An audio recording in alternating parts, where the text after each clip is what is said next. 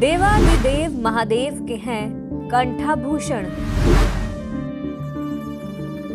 समुद्र मंथन के समय देवताओं के लिए जो बने थे रस्सी, महर्षि कश्यप के हैं वो पुत्र। कद्रु के गर्भ से लिया था जन्म जिन्होंने, सभी नागों के हैं वो राजा। वही नागराज वासुकी जो त्रिपुरदह के समय बने थे अपने आराध्य शिव के धनुष की डोर। नागराज वासुकी को 1000 नागों में अपने बड़े भाई शेषनाग के बाद दूसरा स्थान प्राप्त है। आज हम इन्हीं नागों के राजा नाग वासुकी को समर्पित भारत के प्रयाग में स्थित एकमात्र मंदिर के बारे में जानेंगे। प्रयाग में संगम तट से उत्तर दिशा की ओर दारागंज के उत्तरी कोने पर अति प्राचीन नाग वासुकी मंदिर है, जिसमें नागों के राजा वासुकी नाग विराजमान है, जो सदियों से हर किसी की आस्था का केंद्र है।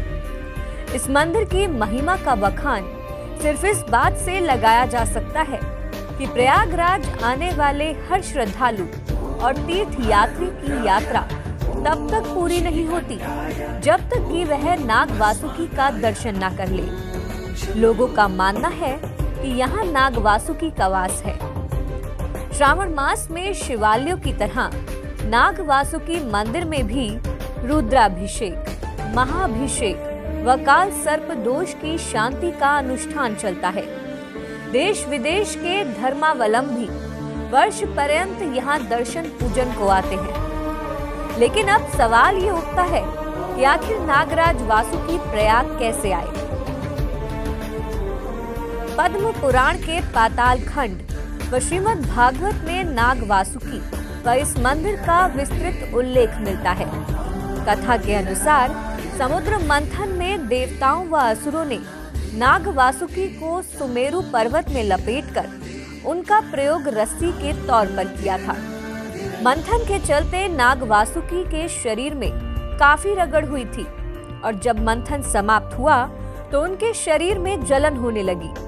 जलन को दूर करने के लिए वासुकी मंदराचल पर्वत चले गए, लेकिन उनके शरीर की जलन खत्म नहीं हुई। तब नाग वासुकी ने भगवान विष्णु से अपनी पीड़ा के बारे में बताया और जलन खत्म करने का उपाय पूछा। भगवान विष्णु ने नाग वासुकी को बताया कि वह प्रयाग चले जाए, वहाँ सरस्वती नदी का अमृत जल का पान करे और वहीं विश्राम करे। इससे उनकी सारी पीड़ा ही खत्म हो जाएगी। नाग वासुकी ने ऐसा ही किया। उनके शरीर की जलन समाप्त भी हो गई। शरीर की जलन समाप्त होने के बाद नाग वासुकी प्रयाग से जाने लगे तो देवताओं ने उनसे यहीं रुकने की विनती की। देवताओं की विनती सुनने के बाद नाग वासुकी ने यहाँ रुकने के लिए 2 शर्त रखी। पहली शर्त, प्रयाग में आने वाले व्यक्ति को उनका दर्शन करना अनिवार्य होगा, बिना उनके दर्शन के यात्रा व्यर्थ रहेगी। दूसरी शर्त, नाग पंचमी पर तीनों लोकों में उनका पूजन होना चाहिए। देवताओं ने उनकी दोनों शर्त स्वीकार कर ली, जिसके बाद नाग वासुकी प्रयाग में रुक गए। परमपिता ब्रह्मा के मानस पुत्रों ने नाग वासुकी को मूर्ति के रूप में मंदिर में स्थापित किया। इस मंदिर के गर्भगृह में नाग नागिन की स्पर्शधारी प्रतिमा है, जिसे नाग वासुकी के रूप में पूजा जाता है। यहाँ मौजूद पत्थर 10वीं सदी से भी प्राचीन बताए जाते हैं। मंदिर परिसर में गणेश व पार्वती, भीष्म पितामह की शरशैया पर लेटे हुई प्रतिमा व भगवान शिव की भी मूर्ति स्थापित है।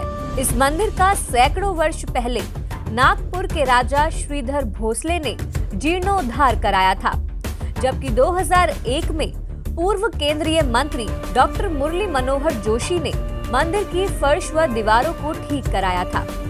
इस मंदिर के बारे में एक जनश्रुति भी है, तो ये है कि मुगल काल में जब हिंदू धर्म स्थलों को पूरी तरह से तहस नहस किया जा रहा था, उस समय नाग वासुकी मंदिर को भी तोड़ने का प्रयास किया गया था।